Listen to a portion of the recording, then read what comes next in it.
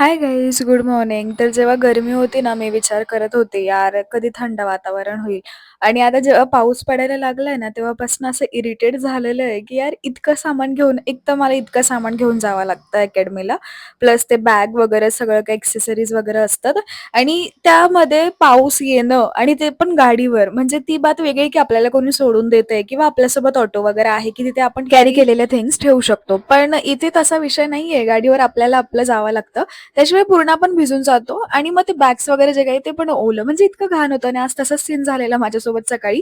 येताना मला उशीर पण झालेला. कमीत म्हणजे भाई मी 20 मिनिटं लेट असेल, लिटरली 20 मिनिटं. पण ऍक्च्युली सकाळी मी क्लासेस पण घेते आणि अशी ही गोष्ट मी मॅमला सांगून ठेवलेली, की मॅम मला उशीर 10-1 मिनिटं होतो, कारण माझं सुटतं तिकडून आणि मला खूप कमी वेळ भेटतो आवरायला. सो असं म्हणून मला 10-1 मिनिटं उशीर होतोच. तर मॅम मला असं काही बोलत नाही जास्त, पण आज जरा जास्तच झालं. बट स्टील मॅम काहीच नाही बोलल्या. बरं, तर मी आलेलं बघते तर काय, मॅम ट्रिपल टॉंग शिकवत होत्या. जे फ्रंटला जे केलेले आहेत ना, ते ट्रिपल टॉंग्स आहेत.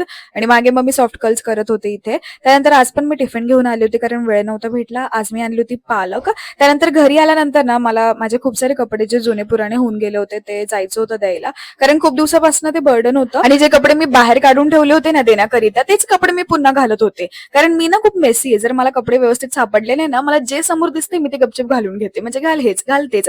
सो म्हटलं नाही, एकदाच आपण हे सगळे कपडे देऊनच टाकून लो देऊया. अच्छा काम करने जाते हो कांड हो जाता है. म्हणजे लिटरली असं कोणासोबत होऊ शकतो. पाऊस चालू आहे आणि भाई माझ्यासोबत काय झालं, इन मिडल ऑफ रोड माझी, म्हणजे मी डिक्की खोलत होती ग्लासेस काढण्यासाठी आणि चावी मी डिक्कीत टाकली आणि डिक्की लावून घेतली. म्हणजे इतका गोंधळ झालेला भाई. सिच्युएशन अशी होती, कारण लोकेशन थोडं एकदम अननोविंग होतं. म्हटलं आता कुठून आणू की वाला, मग गुगलला पटकन टाकलं की यार प्लीज फाइंड मी की मेकर वगैरे वगैरे.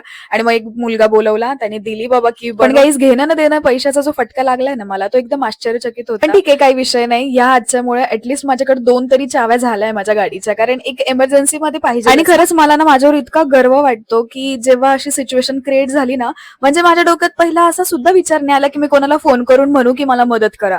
म्हणजे लिटरली ती पूर्ण सिच्युएशन मी स्वतः हँडल केली, की मला काय करायचं आणि मी आता काय केलं पाहिजे. सो या a big claps for me. ये बाय द वे गाईज, आज ग्रॅज्युएशनचा रिझल्ट आहे. सो रिझल्ट आलेला आहे आणि मी 11:30 वाजता चेक केलेला आहे. तो तुम्हाला उद्या आता समजेलच. भेटूयात उद्याच्या व्लॉगला. Bye bye. Thank you for watching.